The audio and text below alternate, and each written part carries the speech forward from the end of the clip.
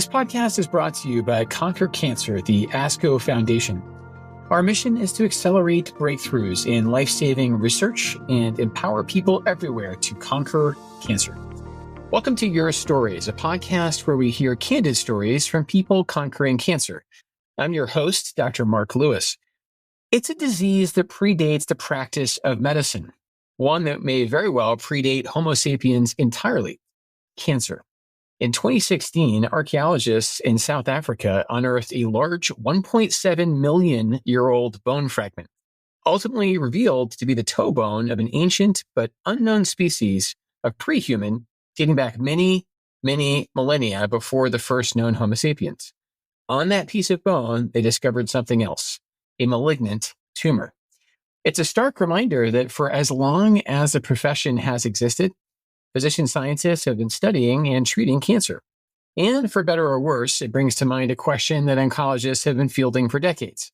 After so many centuries of studying cancer, why haven't we cured it yet? The answer? It's complicated. Here to help us better understand what makes cancer such a complex and persistent adversary is Dr. Otis Brawley.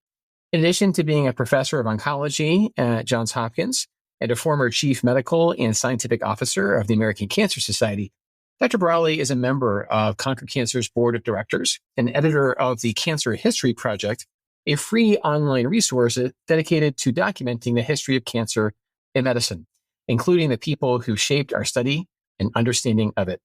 Welcome, Dr. Brawley. I believe you go by Otis. It's such an honor to have you with us today, sir. Thank you for having me, and please do call me Otis. Wonderful. And where are you joining us from today, Otis? I'm in Baltimore. Excellent. Where you do a lot of your important work. So if you don't mind, Otis, we'll jump right in. I know this is such a broad topic, but again, someone with your perspective, I think, can really allow us to delve in. So I'm just going to start with a few questions, if you don't mind. When it comes to fundraising for cancer research in particular, the word cure is almost inescapable. We have people who run races for the cure. They walk for the cure. And of course, it's 2024, so people even play pickleball for the cure now. But it's also inescapable that after all these centuries, cancer persists around the world. As oncologists, we understand the reason why, but how do you respond when someone, say a patient or a family member, asks, why hasn't cancer been conquered? Why hasn't cancer been cured yet? The first thing I do is I explain that cancer is at least 200 different types of diseases. And even within those types of diseases, there are certain subtypes. For example, in non-small cell lung cancer, we've learned through genetic markers and so forth, it's 80 to 100 different types of non-small cell lung cancer. Now, that's something we just learned in the last 40 years through research. The answer is also, of those 200 different types of cancer out there, some are very treatable. Some are actually, and I will use the word curable. I don't like to use the word cure, by the way. I used to joke it's a 4-letter word. But there are people who go into prolonged, complete remissions that last the rest of their life. To a layman, that is cure. And that's true in some leukemias, some lymphomas, some early detected solid tumors like in breast cancer or prostate cancer, colon cancer. But the answer to the question is we are still defining what this disease is. It is so complicated. The example of learning that there's not just one type of non-small cell lung cancer. Now, as we learn more about these diseases, we're finding out things that go on inside the cell, and we're figuring out drugs that can interfere with those things that are going on inside the cell. And the end result is, in lung cancer, we do have a few people who have very prolonged complete remissions, even though they have widely spread disseminated disease. I personally know of patients who were diagnosed with stage 4 non-small cell lung cancer 18, 19 years ago. And through the miracle of Iressa, Tarceva, and some other drugs, are still alive and still functional with metastatic disease. So while I also don't like cure, I think we need to start moving our expectations over to another something, and that is the diabetes or HIV analogy. There are many people who are totally asymptomatic and living wonderful, enjoyable, productive lives with diabetes being treated long term, or with HIV being treated long term, and the disease is not bothering them. I know there are more and more people who are falling into that category with their cancers, breast cancer, getting Herceptin and the HER2 blockers, some of the immunotherapies with bladder and lung cancer, some of the lymphomas. We've had people living in peaceful coexistence with their lymphoma for over 50 years now. That's so well said. And many of the parts of your answer, Otis, resonated with me. When I hear people use the phrase cure for cancer, it sort of tells me almost implicitly that they're thinking about it as like this monolithic foe. But if I'm going to keep with mythologic illusion, I think of it as a many-headed hydra. And rather than lumping and homogenizing this into one big disease, I, like you, see it being split into many more diseases. And I'm reminded when I was doing my oncology training in fellowship, I was allotted 2 weeks to study sarcoma. And the first day, my attending sat me down and said, yeah, you know where I'm going with this. He was like, Mark, I'm not going to be able to teach you all the types of sarcoma in this amount of time. Why don't you just, focus on how we come up with the diagnosis and how we craft the treatment plan? And I think that sort of individualized medicine, that paradigm really fits more of the sort of, again, splitting that you and I are talking about. Yes. The other thing that you've mentioned, which I think is important for our listeners to know, is yes, oncologists are often the most tentative to use the word cure. And I can only explain my own logic, but I don't want to overpromise and underdeliver. As you said yourself, some of our milestones in time can be proven to be a bit arbitrary. So you may see someone's cured after 5 years, but what if the unfortunate relapse in the 61st month? So I think you're right. I think durable remission, while not as pithy as perhaps often the better phrasing, which actually leads me to my next question. And you've already answered this in part, but much of the conversation around curing cancer seems to, in some way, confuse the meaning of that word with that of eradicating the disease entirely. So, for instance, when you think about medical history, especially with infectious disease, you can argue that we have successfully eradicated smallpox. And so I think maybe the sort of misunderstanding of cancer as something we can eradicate, like an infectious pathogen, may also explain sort of the misunderstanding. But maybe if you can elaborate on the chronic illness paradigm, how do you set reasonable expectations here? Yeah, I'm very fortunate that I'm trained as both a medical oncologist and an epidemiologist, and I have an appreciation of history, of medical history. In 1900, and there were good records taken in a number of states back then, the cancer death rate was 60 deaths for every 100,000 people. In the year 1991, was the peak year for deaths from cancer in the United States, and that was 215 per 100,000. And I use these 2 points for 2 reasons.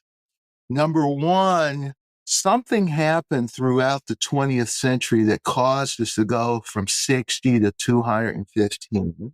And if we could figure out what happened and take it out, we could prevent a large number of cancers. And number 2, there's always going to be a certain amount of cancer. It can be, I happen to think it can be a third or more of what we're seeing now, but there's always going to be a certain amount of cancer. Yeah, I think that's so well said. And, I'm reminded of the Edgar Allan Poe story, The Mask of the Red Death, where these aristocrats essentially sequester themselves and they're trying to escape this sort of figure that's, I think, embodying the plague. And it almost strikes me as and I'm using this story on purpose, almost an inescapable part of our makeup. And you can argue that it's really an evolutionary success that puts our health, unfortunately, in great danger. And I'm going to keep harping on the word cure because, again, I think it's important that we do that. Some cancers, as you already mentioned, actually have relatively successful cures or considered more curable than other cancers. So, for example, another Conquer Cancer board member, Dr. Lawrence or Larry Einhorn, really was a pioneering in finding curative therapy for testicular cancer with a remarkably high and durable success rate.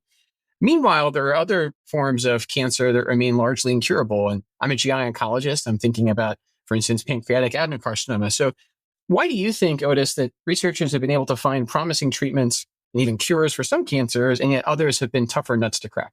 Yeah. And by the way, Larry Einhorn is a personal friend of mine. It's one of the wonderful things about oncology is it's filled with a whole bunch of nice people who want to mentor and help other folks out.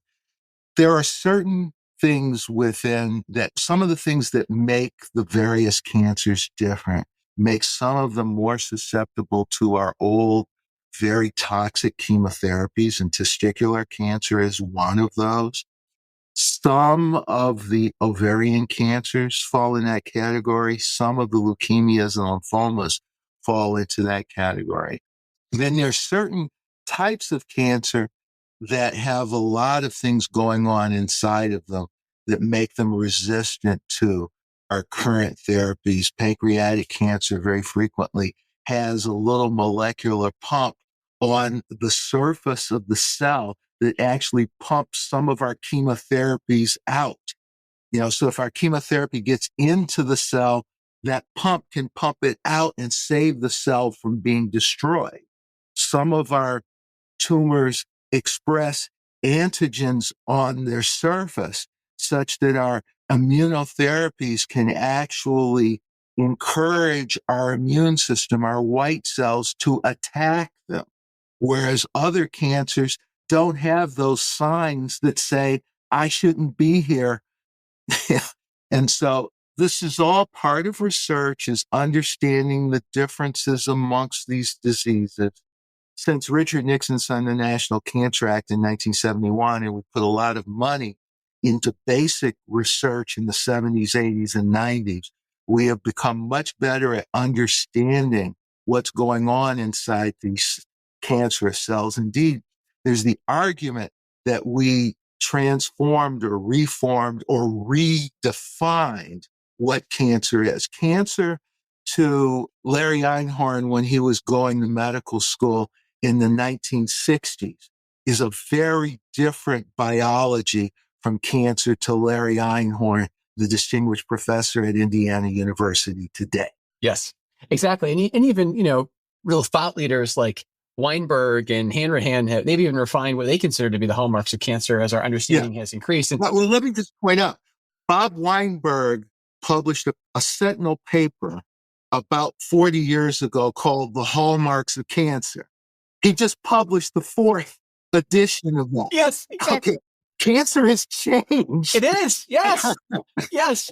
So I actually just had a medical student following me yesterday, and I showed them all the sort of iterations of that Hallmarks of Cancer paper. And it's getting more complicated, not simpler. You're absolutely right about that.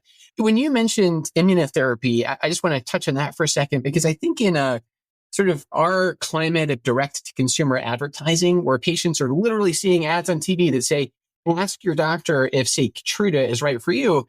It almost strikes me sometimes as a case of the haves and the have-nots, where we know that some patients and some tumor types are extremely good candidates for treatment with immunotherapy, and others, and again, I'll use the pancreas as an example, traditionally, or at least to date, been very poor candidates. And so I think it's hard sometimes for people to hear about new treatments and then realize that they are not eligible. I think that's really difficult. That's absolutely correct. Unfortunately, many of us, even many of us in medicine, think of cancer as being that one entity, or think of cancer as being maybe one or two entities, not several hundred entities. And it's unfortunate that our progress has happened in certain diseases, but not in others. Exactly right. And even as we learn about certain diseases, for example, we're starting to learn that there's a group of localized prostate cancers and localized breast cancers that are not genomically programmed to grow, spread, and kill. And one of the debates, or one of the problems in prostate and breast screening, is we are now curing some people who, yes, they have cancer, but they don't need to be cured. Yes. Yes. And, one of the most exciting things that I know about in cancer right now are some of the genomic. And by the way, in 1971, we knew what genes were. They had been discovered about 10, 15 years earlier, the double helix and everything. But genomics was not a word in 1971. Right. Some of the genomic tests that we have now are allowing us to say, Mr. Johnson, you have prostate cancer, but this prostate cancer appears to be one of the good ones. Yes. It's not going to bother you for the next 50 years. And Mr. Johnson, you're 70 years old. Yes, exactly. Mr. Jones, you got one of the bad ones. If we let this thing go for another 5 or 6 years, the horse is going to be out of the barn and it's going to kill you. Yes. So, Mr. Jones, we need to treat you. Mr. Johnson, we need to watch you to make sure that we're correct. And what that also means is before we realized this 15, 20 years ago, some of our treatments look a lot better. Your treatment looks really good when you cure somebody who doesn't need to be cured. Yes, that's right. This is some of the wisdom. Now, unfortunately, some people will listen to this and say, oh, those doctors don't know what they're doing. And the truth is, we are learning as we go, but some of the wisdom is to learn as we go and make sure that in the future, as many people benefit as possible and as few people get cured unnecessarily. I'll use the word cure in that instance. Yeah, it's interesting. Even from my perspective, and certainly I suspect from yours and with your understanding of history, like it's an odd time to live in, Otis, where I know that when they write the history books about this era of medicine, oncologists today are going to be accused of gross overtreatment, indiscriminate toxicity, and some of our methods are going to look so crude in the future, and yet we're doing the best we can in the moment. On the other hand, like you were saying, it really challenges conventional wisdom to tell a patient like your hypothetical Mr. Johnson, you're going to die with cancer, not of cancer, right? Yes. It just really, I think, goes against the grain. And again, when you tell a patient they have cancer, that's a tough bell to unring, Yeah, I'll never forget this. And they send people to me because I spend time talking to patients. I can remember this one Mr. Johnson who said, I'm an American. You can't tell me I have cancer and we're going to watch it. You got to take action. That's right. Talk about DNA. It's in the national sort of identity there, Yeah, well, fortunately, one of the things we have to deal with is health promotion, health education messages over the last 100 years. Yes. Have been find cancer early and cut it out. And now we're coming back with, well, we figured out there's some cancer that doesn't need to be cut out. So we're changing the rules midstream for a lot of people ever since they were on their mother's knee have been told all cancer is bad, find it early and cut it out. But that's part of the evolution of learning. Yes. As we learn more and more, we need to be willing to change what we've been doing. And, our perspective of what the disease is has changed because research over the last 50 years has given us a different view of cancer. We're actually able to look. This is like being able to look at the earth from way out in outer space instead of from 6 feet above the ground. That's exactly right. And it's also why, science trumps dogma, right? If we just, I say often, and again, my fellowship ended in 2012. If I practiced the way I was trained, it would now be malpractice. That's how much things have evolved. Oh, you're so young. You're so young. Let me tell you, I went to a Jesuit school, and some people will say I was scarred by it. Father Polakowski, who would be thrilled that you're quoting the English literature, used to always say, there are things you know, things you don't know, and things you believe. When he heard I was going to medical school, he called me up and said, remember to always label things that you know, things you don't know, and things you believe. And remember that doctors very frequently confuse what they believe with what they know. Wow, that's really powerful. Wow, it's almost like a medical version of the Serenity Prayer there, understanding, yes, what we can and can't control, right? No, that's really powerful. That's going to stay with me, Otis. So listen, one of the things you did earlier, which was really sobering, frankly, was give us almost a snapshot of how cancer mortality looked at the beginning and then the end of the 20th century. So I want to talk a little bit about causes. So in the intro, I mentioned, we have really evidence in the historic record now that cancer has likely been a problem for our species, or at least our antecedents, for hundreds of thousands, if not millions of years. So that tells us that causation is not a modern problem. That's right. What I'm going to ask you next, though, is a tricky question, and one that comes up a lot in clinic when patients say, doc, use your Mr. Johnson, for instance, why me? So when you look at cancer's history, as I know you have, Otis, and you know that it has to predate some of our environmental culprits, how do you explain causation to people, and especially if you think it was changing in the 20th century? Sure. I sometimes have said I'm the Forrest Gump of medical oncology because I not only know personally Larry Einhorn and Bob Weinberg, but I get to hang out with some really, really smart people who do basic science, as well as some really smart people who do clinical medicine. The best way to think of cancer is uncontrolled cell growth. And all of us have cells that are undergoing growth on a daily basis.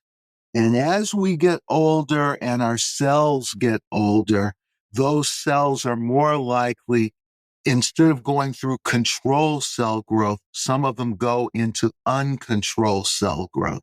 Now, we have a few things to prevent them from going into uncontrolled cell growth. One is DNA repair mechanisms, and people who have BRCA mutations have a defect in their DNA repair.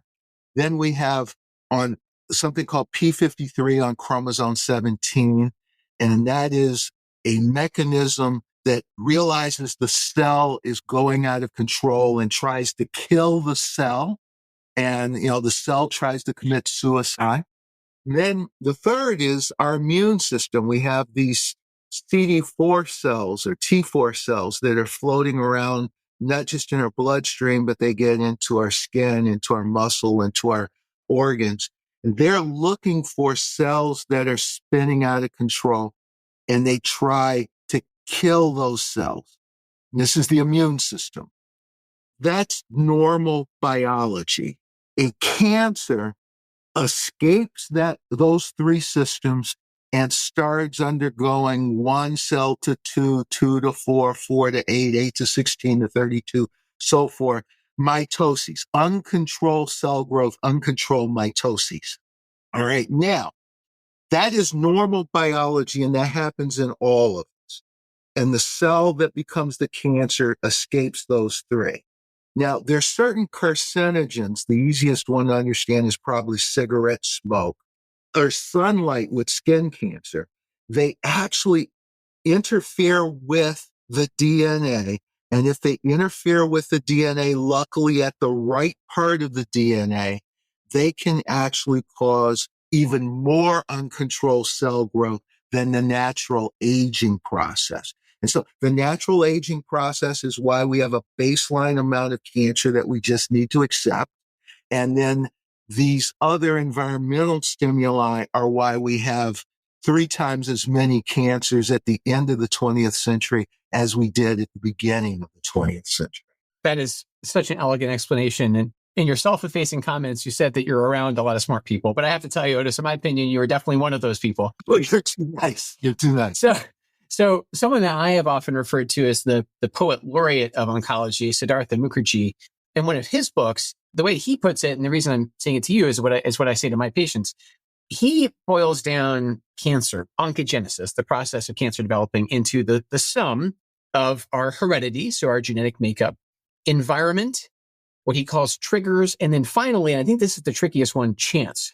And so I think it's the last one that people who really want to believe in the virtues of fitness and healthy eating, and I'm not discrediting any of those things, they have a hard time believing that they can't just outwork what I would call stochastic risk. Like you said, we have all these millions, in fact, billions of cells that are turning over. Mistakes are going to be made.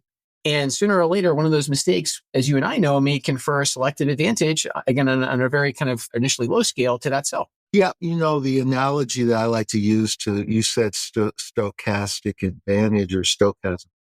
Think of We don't even use thumb drives anymore.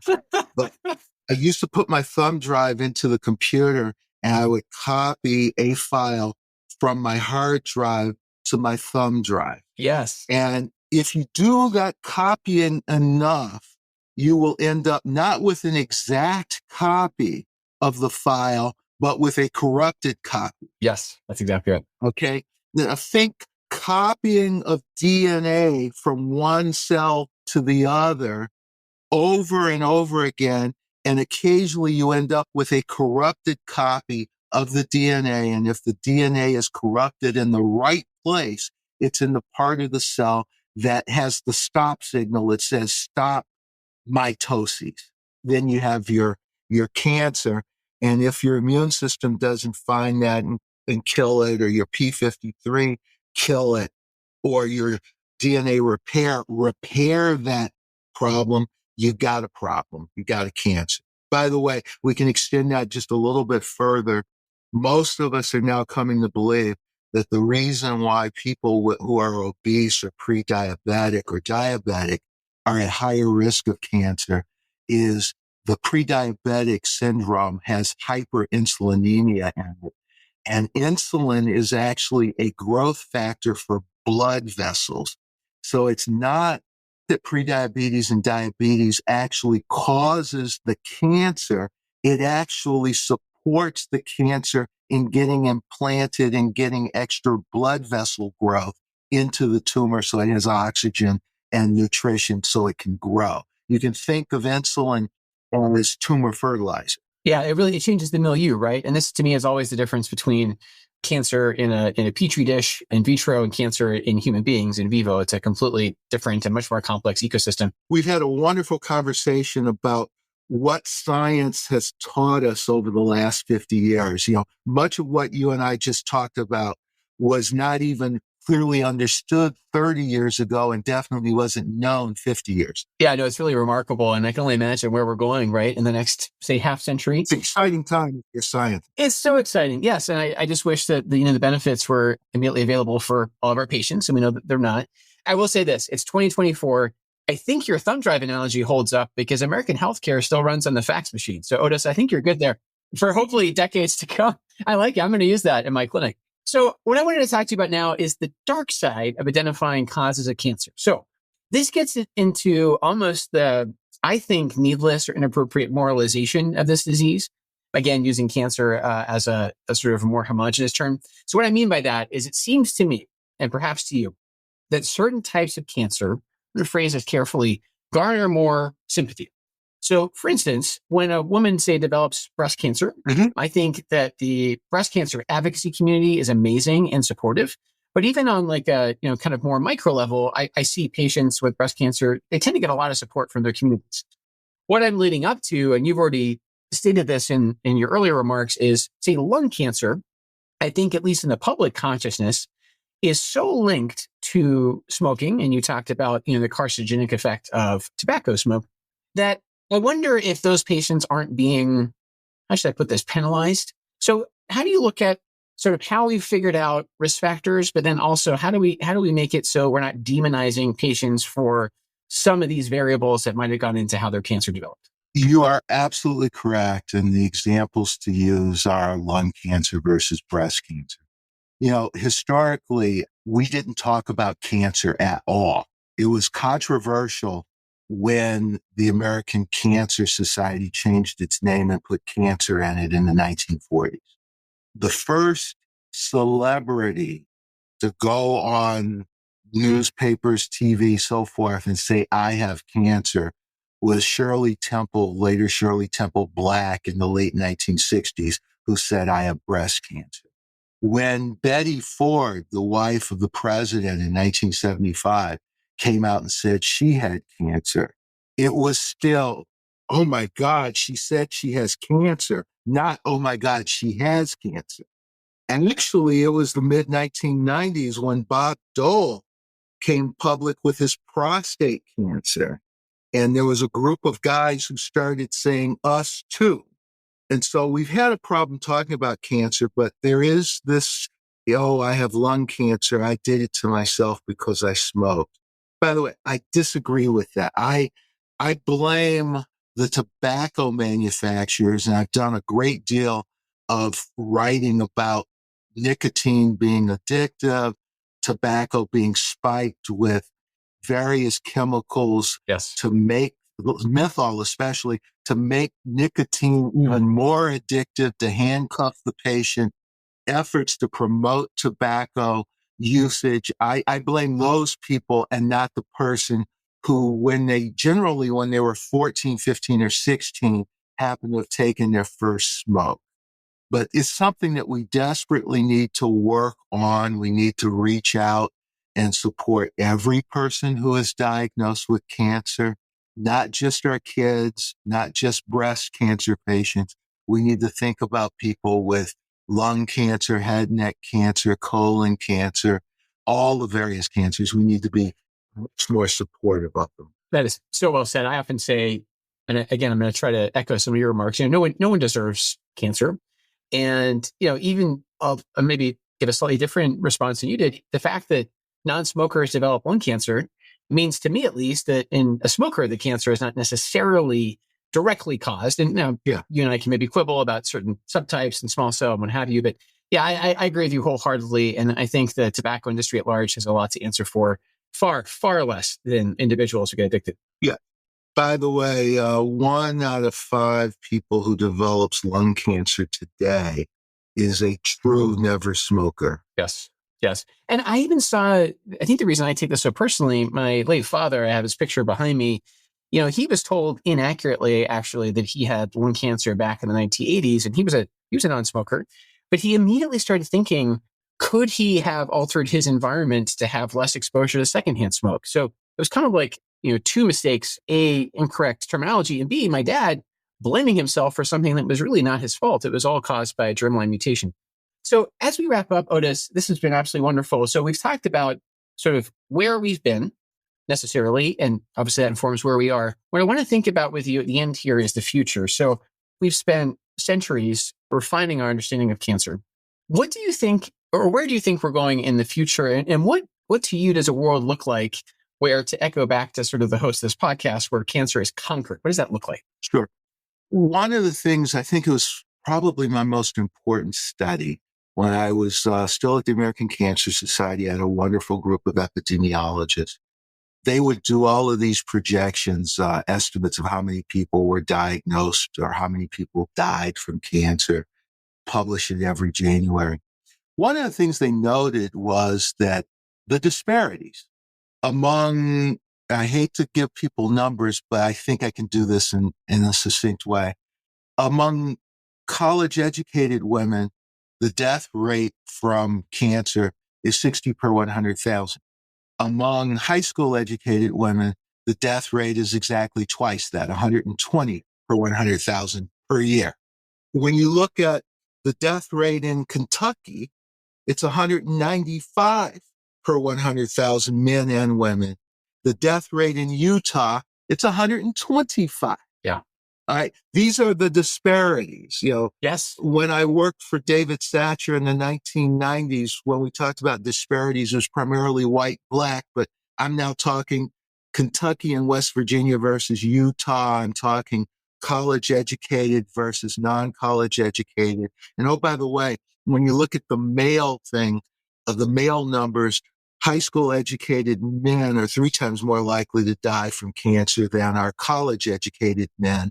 And giving a college education to a black man is actually more impressive upon his death risk than giving him the rates of white men. Education trumps everything. So what we did was we tried to calculate what is the disparity. Let's quantify the disparity.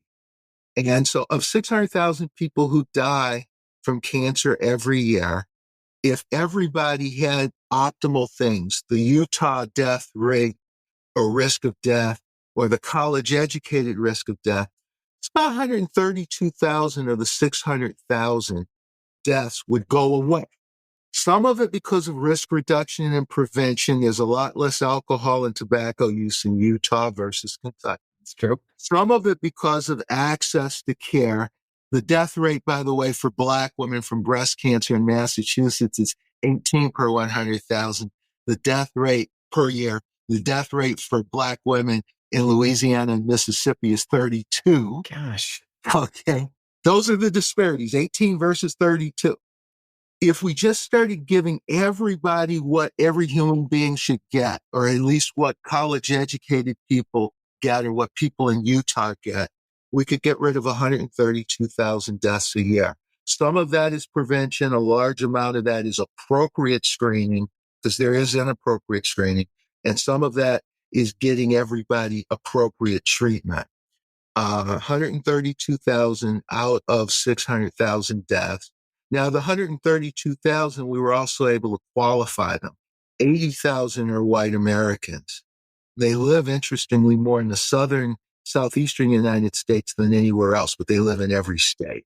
And so, when I started my career 35 years ago, health disparities was Black-white. Now health disparities is Massachusetts versus Mississippi. And the largest group of people who suffer from health disparities are white Americans. Wow.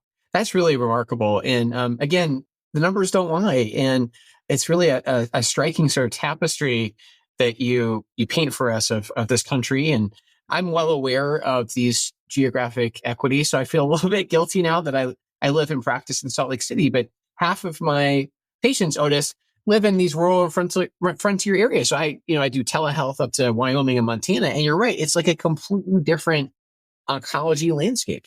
And I think there's a lot of different ways we can bifurcate it, like you said yourself. So I think it's both a sobering note, but a hopeful one. I heard something similar at one of our research meetings several years ago. I heard, if we just stopped doing research today and we actually applied what we know, just like you said, just the power of equitable cancer care delivery would save so many lives, even without the latest, breakthrough in progress. So I think that's really a call to action, a call to arms.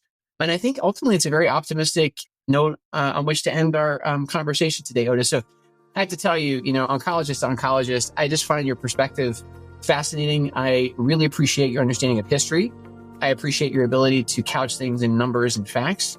And again, this has been really invaluable for me, and I'm sure for our listeners as well. Thank you. Thanks for having me. Yeah, thank you so much, Otis. And thank you for listening to this podcast brought to you by Conquer Cancer, the ASCO Foundation. Conquer Cancer is creating a world where cancer is prevented or cured and every survivor is healthy. You can make a gift at conquer.org/podcast. The participants of this podcast report no conflicts of interest relevant to this podcast. Full disclosures can be found on the episode page on conquer.org. The purpose of this podcast is to educate and to inform. This is not a substitute for professional medical care and is not intended for use in the diagnosis or treatment of individual conditions. Guests on this podcast express their own opinions, experience, and conclusions.